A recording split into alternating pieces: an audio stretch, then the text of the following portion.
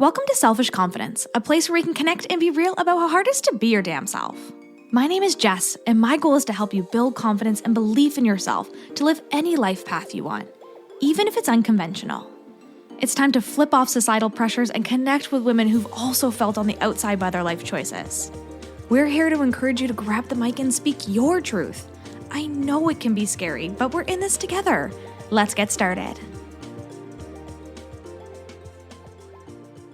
Hello, and welcome to this week's episode of the Selfish Confidence Podcast. It's Jess here, and it is a really fun week because I have my very good friend Jen Warrington here to talk about some really special things. So welcome, Jen. How you doing, my friend? Good. Thank you for having me. I'm so excited. I love having conversations with you. So this is going to be fun.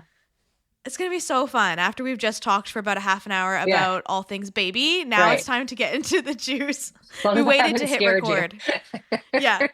Jen says it's going to be great, so it's I going to be promise. great. I can't wait. Pregnancy is the worst part. It's after that, it's smooth sailing. Perfect. Good, because that's what I'm hoping, Yeah, but maybe I'm just crazy, so not at it's all. going to be good. Can you tell us a bit about you, Jen, and where your story and how you got into this world of career recruitment has come Yeah, from? absolutely. So I'll start really at the beginning in that I didn't have a career plan. I didn't know what I want. I mean, when I was younger, I wanted to be either a lawyer or a backup dancer for Janet Jackson, and neither one of those really materialized. So, but I did a lot of, I'm going to try this, I'm going to try that. Not a lot really stuck. And I was living in Toronto, and I moved back home in 2006 after about 2 years there. And I went and met with a recruitment agency to try to help me find a job. And I was qualified for the job that I was applying for. And the recruiter at that time said, I think you're overqualified and we could put you forward, but you're going to be bored. You won't be there in 6 months. And I was like, well, but I need a job, right? At this point, I was living with my mom and sleeping on her couch, and like I was 30. So it's like, I want to do something. I need a job. And so ultimately, what happened through that conversation with that recruiter identifying my strengths and my experience and all those things was that she ended up recommending me to her manager, and they hired me at that recruitment firm to do business development. So I was selling the service, and then that evolved to me selling the service but also finding the people. So I would go into an organization and they'd say we need an administrative assistant, and then I would go back and I would find the right person and make that match essentially. And that is really how it started. It was by fluke. It was never even a career path that I knew existed. And I did that for 2 years, and then went on maternity leave to have my son, who's now 16. And then when I was going back off maternity leave, there were some changes within that organization. And I decided that for balance in my life, I didn't want to work in an agency world because it can be a bit of a grind. So I went into corporate space.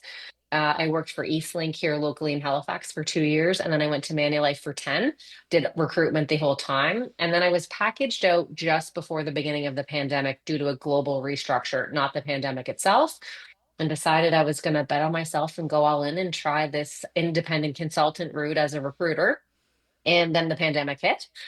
And at that point, I started having people reaching out to me going like, I don't love what I'm doing. I've been sent home. I've been laid off. I don't know. What do you recommend? Can you look at my resume? And really a business that was only going to be recruitment for other organizations became we recruit for organizations, but we also support career seekers in let's get your resume right. Let's get you on LinkedIn and make sure that you have a profile that's going to get you noticed because recruiters use that platform to find talent. And then how do we stack all of that so that you're able to negotiate the right salary for you? And we're 4.5 years in. I am growing a team. I'm not just independent consultant Jen, and we're looking at and entering markets at a North American level. And that's what we're doing. Oh, I love it. And I love to just visualizing, like, it's only been 4.5 years. Like, that's Yeah. not a long time No. to see and to watch what you've created. And it's been such a beautiful thing. And I've only known you for a short period of time, but it's just been so cool to just even see the beauty of what you've created for so many people, especially for women who have been looking for something more in their life, something different. And I know Mhm. a lot of times people, especially podcast guests who come on this podcast and do podcasts in general, are often focused around business. But Right. not all women who are listening or who want this journey in their life of something more necessarily are focused on business. I Right. mean, it's just not for everybody. And Right. that's why I love what you do, because it really helps give people purpose again Hmm. without it being that focus of like, I have to start a whole business by myself. Like, as you know, it's not all rainbows and butterflies and green grass all the time. So, Right. like, how can you help women like you follow in your footsteps to create a career that they absolutely love and get paid what they're worth? Yeah, and it's a great question. And I do want to say that for a lot of people, they assume that it is a very large mountain to climb. And if you don't have the right tools and resources, it is a very large mountain to climb. But it's also a lot easier than you think. And I think the one thing that I would want anyone to know, especially women, because I think that we do put ourselves second, third, fourth, regardless of whether we have humans that are relying on us from, a parent perspective, or we just kind of like, we're going to hang back at the back of the line and see what happens. I think the biggest thing for me is that I give women the opportunity to understand what their worth is through confidence and clarity. And yes, it's resume writing and cover letter and LinkedIn profiles and, how do you prepare for an interview and all of those things, which I absolutely love doing. But it's those things, is it's really confidence and clarity to, like hidden inside of that or disguised in that, because once you start to see the light bulb moment of like, oh, I can do this, or this is something that's really important that I just took for granted or I didn't realize was a sought after skill set, the wheels start turning, and then you see that possibility. And on paper it doesn't make sense that I'm sitting here 4 years into a business that started in the pandemic, as well as like all the other steps of my journey, making multiple six figures and helping other people do that. And you're right, not everyone wants to start a business. If you want to, and that's part of your career path, yeah, we can help with that. But also, the world wouldn't be sustainable if everyone went and started a business. So it's like, let's find you a company that aligns with your own personal values, which I don't think a lot of us recognize what those are. And then it's going, what are the skills and the experience you already have? And how do we package that together to get you in front of organizations that will align with you? Because it is a career seeker's world right now. Like, you get to drive the bus on, if this company doesn't align with me, I'm not interviewing there. Not, please give me the job, thank you. And so I think once women specifically go, oh, okay, I have a lot that I can contribute and that value, because we've helped them identify that and see it, like it literally just it knocks down those walls very, very quickly. Right. And how do you help someone to have more confidence in this career world where it's confidence and clarity? Like, what is it that helps a woman or helps a person in general? It's not just women that Right. we're talking to here. Helps a person in general have confidence to step out. Because I've heard a lot too about, like, well, we don't always apply for the jobs that we're qualified for, or we Right. question our qualifications. Whereas maybe someone from another gender, the males in the world, who are just like, oh, whatevs, like, I'll just apply and see what happens, or I'm overqualified, right? They don't Hmm. have that same fear that we have. So, how do you Right. help someone to have more confidence to actually apply for the jobs that they want to go for? Yeah. So, and there are stats behind that that say that if you look at a job posting, a man will go, I meet 40, maybe 50% of the qualifications, and he'll apply anyway. And then the woman will look at it, and if she doesn't meet every single solitary one of them, she won't apply. And the reality is that every single thing that a job description says you need to have, that's the unicorn wish list. So even the company knows they're not going to get all that. And so we see it very, very often. Now, if you are applying for an accounting position, do the qualification of an accounting background, you got to have it. But when you look at all of the, like, and they usually rank them most important and then kind of least important. But statistically, it is shown that we lean much heavier into, I need to have it all. No, you don't. Whereas men and will look at it and be like, yeah, I can totally do this. And that's not even an overconfidence. It's just that the way that the male brain is processing it, from what I have seen, is I can figure this out and I can learn it. And really, so can women. And so what I really try to do is say, when I've been working with people one on one, it is okay, like, we're going to take inventory. We're going to go through what's important to you personally. We're going to look at what you've done professionally. We're going to really understand what you do have in this toolkit. And because there's a lot of pieces inside of that that come naturally to someone, they don't realize it's actually an asset to them, right? Because we do this and we're very comfortable speaking like this or speaking on stage. Not everyone else is. So we assume that everybody loves doing this, whereas someone else is like sick as a dog for a week before they have to, give a 5 minute presentation at work. So what we have to really do is start saying, like, we're going to gain the clarity of what are your strengths. And I also will say to people, that this is not everybody's strength. right? Like this becomes your secret sauce. And once we start to get that, and there are those light bulb moments, then it's very easy to kind of keep that momentum building. Because at the end of the day, certain skills you can't be taught, but most of the thing, that come naturally to people. Like if you're not a good communicator, it's going to take you a lot of work to really be a strong communicator. If it comes naturally to that and you can lean into it, it's easier for an organization to go, I can teach you the software, but I can't teach you empathy, right? And so it's really starting to give people the insight into, you have 80% of what you need, you already have. The other 20% is the plan. Sometimes it's education. Sometimes it's just working with someone that can help you build out a plan and like let you see what that path forward is. And that's the work that we do, so that, women are having seats at tables that they deserve to be at. And then they feel confident to say, you know what, I want the higher end of the salary range. And we're doing that. Oh, yeah. I love that. And I think we often forget that we don't have to like check every single box, because I'm the same way. It's like I'll look at Mhm. that list and I'm like, I have to be perfect 100% at this, and this. Mhm. And it's not the truth. It's not No, the truth. And it's and we just not. got to find that secret sauce. So I like that. Well, and I think, one of the things that I really love about what you do, Jess, and then even being at your event was like perfection is not a thing. Like we're showing up as our best versions, right? But even then there's days that we don't. And to me, I often will say to someone, especially because there is a lot of like, well, I don't check every single box, right? Well, okay. But perfection, and then the opposite of that, of being failure, like neither one of those things really exist. Right? Like nobody's ever going to be perfect.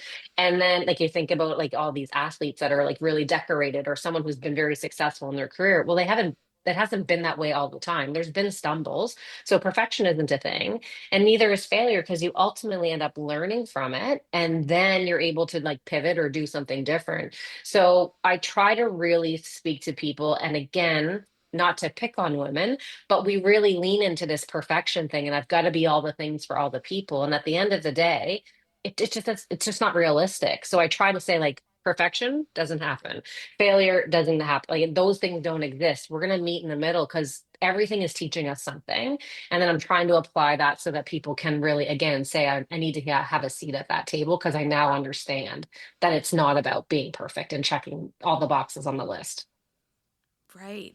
And how do we get from this like again, perfection or checking all Mm, of the boxes to actually asking for the money that we're worth? Because I think there's also that piece where it's like, well, I didn't hit all of those qualifications, or well, I'm just happy I got the job. And I also understand that we've only been really doing this for like maybe two generations. Really, yeah. only one generation before us. So, this is all really new for women to be able to have a seat at the table, to Mhm. be able to ask for what they're worth, to be able to even access their own money. Like, this is all very new for us, essentially. So, like, how do we gain that confidence to be like, I'm worth this? Mhm. Give me more money, Yeah, please. pay me all the things. Well, I Yeah. think a couple things, like to your point. So I was born in 1975. And in 1975, it was the first year that a woman could apply for a credit card without her husband's permission, Yeah. Mind right? blown, Whereas right? today, Oh, I'm like, are you effing kidding me? Right? Like, yes, that's not a thing. 100%. But so it is still very new. Like 50, 49 years, 50 years is not a long time, right? Mm-hmm. And so I think where specifically women need to get uncomfortable so they can be comfortable is looking at, like, we know what we're good at, right? We might not say we're good at it, or we might not share with anyone outside of maybe our closest friends, but it is like you need to take inventory of, what you're good at, what comes naturally to you. You can start to flush out what you've done in your career, and you can start to almost like itemize that of like, I am good at this, didn't really love that. But when you take that inventory, and then you have the ability to like articulate in an interview those skills and say like, I worked on this and this is what I did. It is okay to brag, right? Like we especially in an interview, that's kind of the point of the interview, right? That's uncomfortable for humans in general, but again, it's very uncomfortable for women. But once you are very clear on what you bring to the table by doing the inventory and leaning into where your strengths are, not only is it easier for you to negotiate the higher end of the salary, and usually a salary range that is provided to an organization is about a $10,000 spread. not only will it give you the confidence, but it's also going to be like, hey, she's really good. We're going to go towards the higher end of the range because we don't want to lose her. So once you can articulate that both of you are moving in that direction, and that 10 might only become a $5,000 range gap versus the wider one that they've presented. Oh yeah. Yeah, Give me the money. Give me that's the right. money. And I do always remember going into interviews when I worked in the corporate space being very nervous of that conversation of Hmm. money, and knowing it's like, oh, well, I'm new here, or I'm just fresh blood, so I'll take, Right. the lowest, whatever, just want the job. But I really do think if we can start to step into that power more and ask for more and get what we're worth, it's going to be a game changer for women because we are worth more. And I think that it's time that we step into that and we start asking for what we're worth. So I love that you're helping people do that. Is really, really special.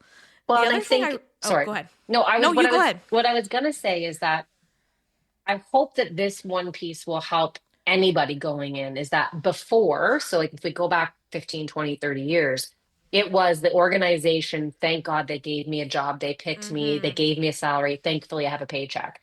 That was the way of the world. That is not the way of the world today. The way of the world today is that organizations, yes, are looking for the best talent, but it is the career seeker or the candidate, as we call them with the recruitment hat, that is really driving that. Do I want to work here? So the company then is like, they pick us, whereas before we were like, pick me, right? And so because of that, if the only thing that's taken from this conversation is the shift of the organization wants me to pick them versus I want them to pick me, that should at least instill some of that confidence of I know what I'm bringing to the table. They would be lucky to have me because they're hoping you pick them. Oh yeah. Yeah, Yeah. I like that shift. So I I like interrupted that you for that. perspective. No, you're good because I Yeah. really appreciate that. I can picture it even like in a housing market way, like Right. the buyer's market versus seller's market, right? It's the Right. same thing with recruitment and with Hmm. business. So it's like I like that focus. Yeah. So if you're listening to this and you want more money, Yeah. it's a good time to ask for it and to go for it because you're worth it and Absolutely. they want to keep you or this new company wants to acquire you. So I Right. think that's really cool. And I think we're going to see more of that. I think Hmm. because we also have the generation of like 16 to 25 coming up behind us. You can say whatever you want about that age range, or like they're too involved in their phones or they're lazy, they don't want to work and whatever, but they will be the first generation that is like, I am worth this and I'm not going to tolerate that. And that will be hard for those of us that have come before them to be like, well, why don't they have to pay their dues? But you know what? They have more options now than we could ever have imagined, and they will set a different tone. And I hope that that's something that we take as inspiration from the younger generation that I don't think we're giving them credit for right now. Oh yeah, 100%. Yeah. And I know we talked about that at the event too at Speak Up because yeah, there's way more opportunities now than there has ever been Yeah. for you to do whatever you want. It's like Yeah. most kids they say their dream is to be a YouTuber, right? Like that was obviously not Yeah. a thing when I was a kid. Like No. definitely wasn't a thing when you were a kid. Like we just Nope. didn't have that. Like what was the internet then? Right. So I think it's cool that we can also see that there's a variety of opportunities for people now that just didn't exist Hmm. when And my we were hope is that younger. parents, like our parents, picked our career paths for a lot of us, right? And so I think we live in Mhm. a world now where parents have input, but they don't have the say that our parents would have. And I don't think that's a bad thing. I mean, obviously, with everything is moderation and balance, but I think we we have a generation of children. Like again, I'm going like 16 to 25, and raising a 16-year-old, you definitely see some of that. But I think we're coming to a time where they know that they have more options, but they also know because they have such access to information that if it doesn't feel right to them and they're not happy, they're not going to stay somewhere, especially in a career for 15, 20, 30 years and be miserable every day. Because they're gonna give a big F you to that because they have so much information around them. And I would hope that, listen, I started this company when I was 45, right? To some people, that's too late. That's too risky. Like, you shouldn't have done that because you were 45, you have children, and whatever. But I wouldn't be here with you today or at Speak Up when we were on the panel together and you had me and all of those things. Like, I wouldn't be doing that if I had just followed what the only option that on paper looked like I should have been doing.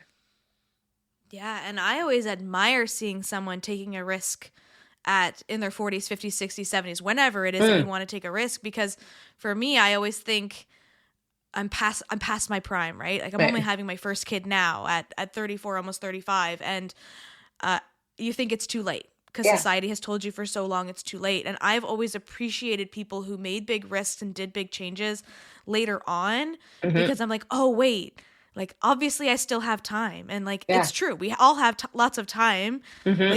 And I think we often forget that. But when I see someone like you who's taken a big risk, it's really inspiring to me because I'm like, oh, wait, life doesn't end at 30, No, 35, 40. It no, doesn't end after I have a baby. Like no. it's really nice to see something can change and something can I can do anything at Yeah, any age. absolutely. And I had Chase, I turned 33 in July and Chase was born the following month, right? I had Chloe when I was just turning 40. And so in that regard, yeah, too late. We didn't get married till after we had Chase. So again, like we didn't really follow any of those proper societal rules, but I also think that again, like for me, yeah, I can do your resume and I can do your LinkedIn and I can give you the plan forward and all the things. But what I really want to do is inspire possibility and like Mm. allow you to create impact in whatever it is that you're doing because the ripple effect it ends up in your home. And so my husband was previously a police officer for 20 years. And you could really explain to your kids what daddy did for work, right? And how daddy Mhm. helped the community and all of those things.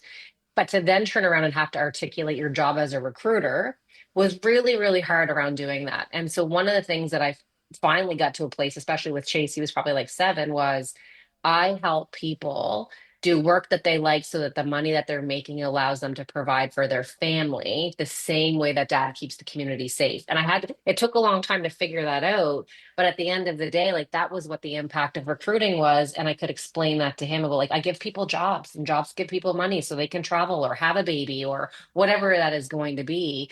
But again, if you don't look at it with like through the lens of what is possibility and how can you explain that, it would just be like my dad has a really cool job and my mom just works. Right? Mm. Right. Yeah. And yes, it doesn't always look as glamorous sometimes because they just see you on a computer or on a Right. phone, and Right. it's interesting to be able to articulate that and to share that with them so that they can see the impact that you're making too. I Yeah. love that. And giving someone a job offer and being like, hey, we just negotiated you $20,000 more or whatever. There is no way to describe that. And even though your kid sees you just on a computer or on a phone call or whatever, it is hard to articulate that. But to like that's life-changing money for a lot of families, especially in today's world. Yeah. So you just again, it's looking through things with a different lens and trying to learn again, like we all add so much value. We're not taught to share that value brightly or loudly or use that voice, but like that's really where I'm hoping to impact change is you don't have to be a jerk about it and be like, hey, look at me over here. But like you know your worth because like we all have it and companies will they'll pay it. Like I had someone Hmm. with a $63,000 a year salary increase that we negotiated for them, right? Like Yeah. if someone can negotiate $63,000 more than what they were making, you can negotiate 10. Yes, please. Yeah, Let's go. yeah, I today. love that. Yeah, right now. Bring it on. Manifest that. The other thing I really wanted to chat with you about is also like building a solid network, which you've Mhm. done so well on LinkedIn, which you have built just an empire over there of people who can connect with you. How can you help someone who's listening to this right now who's like, I don't really know a lot of people, or I'm new to the city, or Mhm. I want to create a better network around me? How can they do that? Whether that's virtually on LinkedIn or in person, like what advice would you give to that person who is looking to create a better network in person or online? Yeah, absolutely. Start small, right? Because the consistency is going to be important, but start small. And so don't commit to 10 networking events in a new city in over a 2 month period. Like, let's be honest, right? And then even virtually when it comes to LinkedIn, it's such an intimidating platform for people, but they're like start small. And when I say start small, you might not know a lot of people. Pick one event locally that you can go to. For people that are really new to even the country, but specifically even in the city of Halifax, the Halifax Partnership has a connector program. Like, start there, get that information. And I'm sure if you're in a larger city, they probably have something similar. Does take a little bit of time to figure out what is where, but networking is never going to go away, right? Like when we talk about technology and AI and all of the things, there might be virtual networking that we didn't have before, but the in person, that's never going to go away. Like that's just like we're always going to need that. And humans do crave other human interaction, right? And so I would say start small and make a commitment to one, virtual, and then or sorry, in person. And then when you're doing the virtual piece, I think what becomes really important is the consistency with that. LinkedIn is an absolute gold mine, whether you are a business owner, whether you are a leader of a business, whether you are a career seeker, whether you're just trying to hone your skills within your industry, it is a gold mine of information and knowledge and opportunity. But if you go to my LinkedIn profile and think that you have to do what I'm doing every day on LinkedIn just starting out, I didn't do that when I first started out. I would like somebody's post. I would connect with one person. I might like make a comment, but I wasn't putting out the content or putting out even the amount of information that I do now. It is an evolution. So start small, be consistent, find someone that you can have accountability with, right? I have someone who's like, oh, I love how much you post on LinkedIn and but I can't do it. I'm like, but do two a week, right? Like start with two a week. And then it became like, well, I'll check in and see like, how's it going? And did you get there? Because we are human and we have a million things that we're dealing with. You might not think about your LinkedIn post, but 10 minutes every 2 days just engaging on that platform or one event a month it will make all of the difference for you. And people again crave other human interaction. We might think we're all disconnected because of the world around us, but we do crave that human interaction that someone's gonna be like, oh my God, you came to this event. I'm going to another one. You should come to that. And again, especially in Atlantic Canada, the ripple effect of everybody being welcoming and come with me and join my group and let's try this. Like that happens. But don't be intimidated by it. And if you are intimidated by it, just start small. Let's start. Yeah.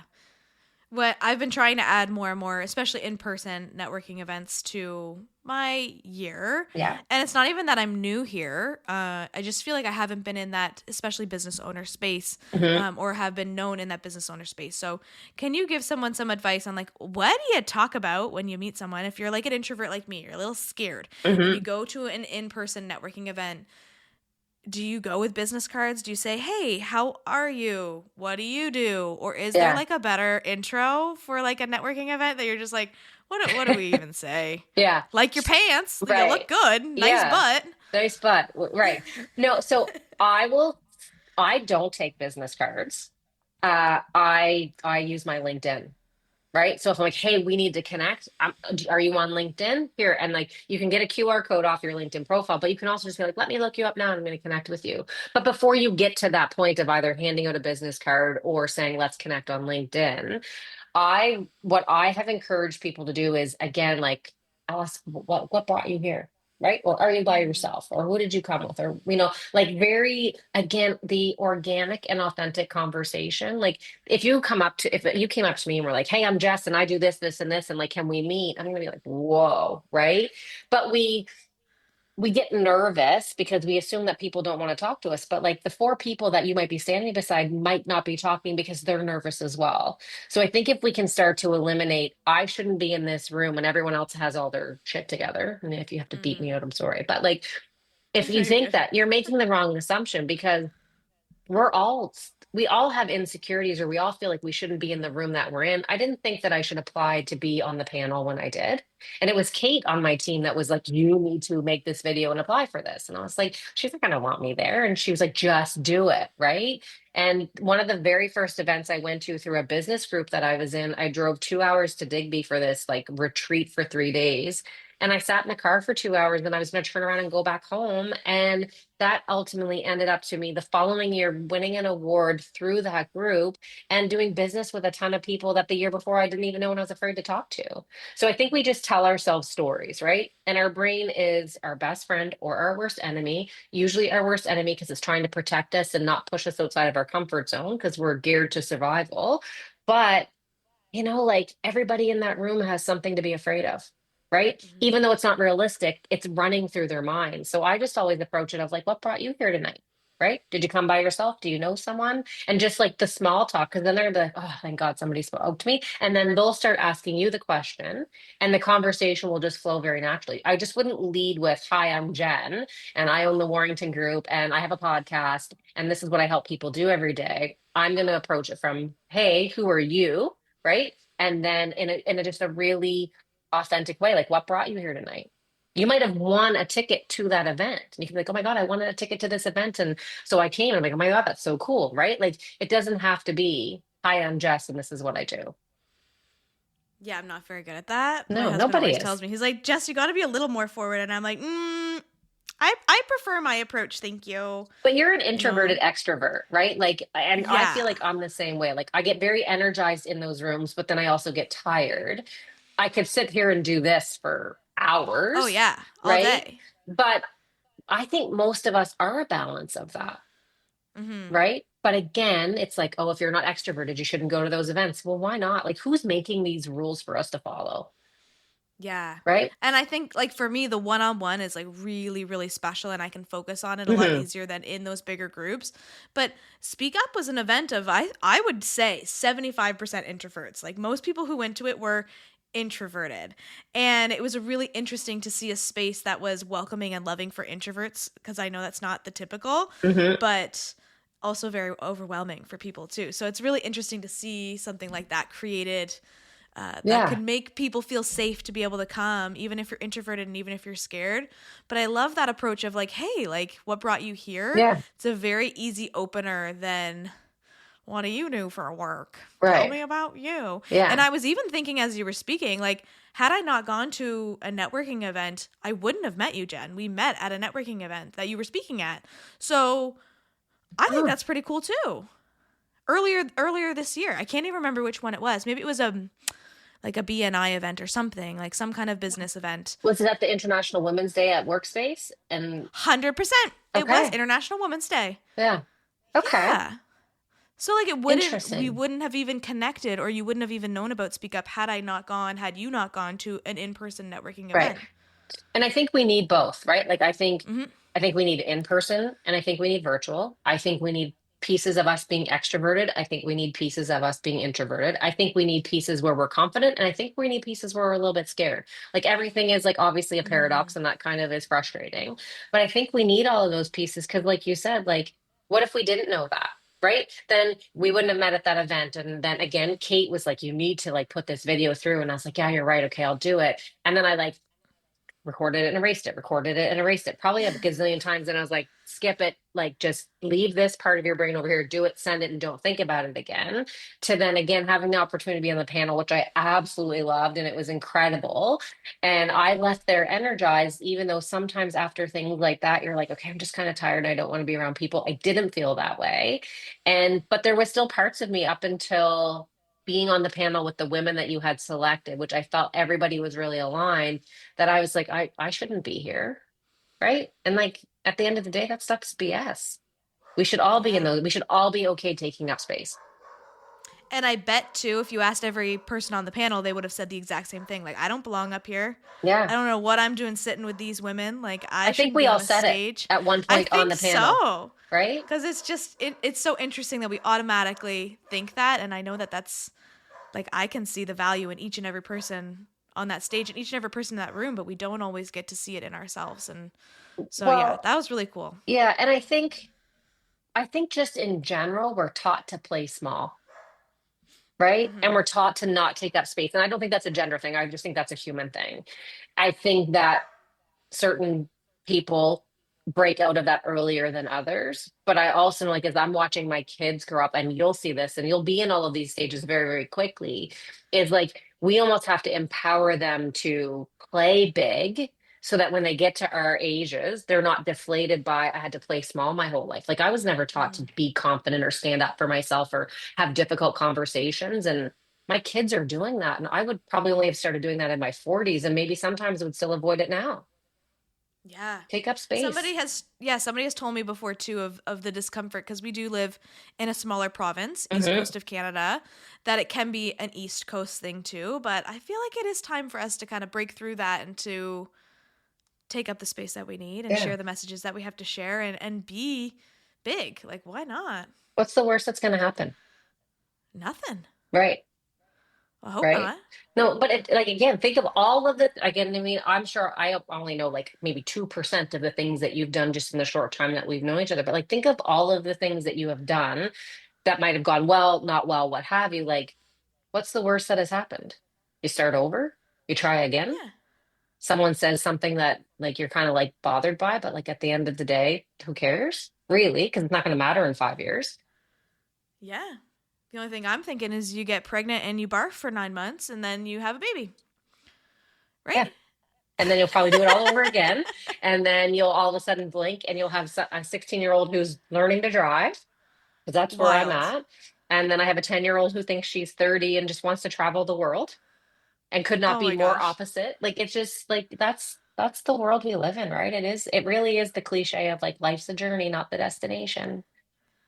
Ever changing, Ever so many changing. exciting things coming. Yeah. And it just feels, yeah, really magical and really energizing to be Yeah. in conversations like this where we get to hang out and just see the magic that's Yeah. happening in this world. I think it's so cool.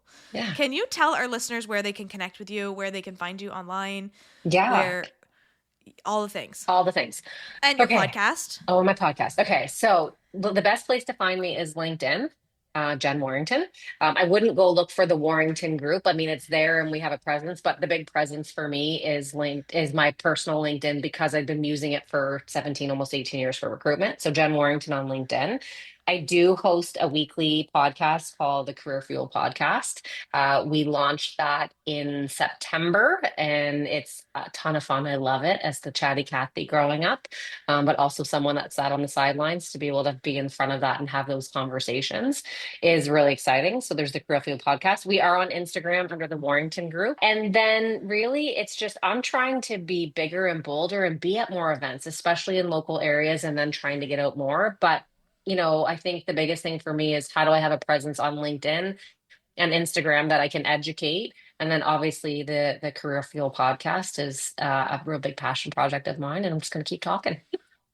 Yeah. Podcasting is the coolest thing. Like, it I really love it. is the coolest thing.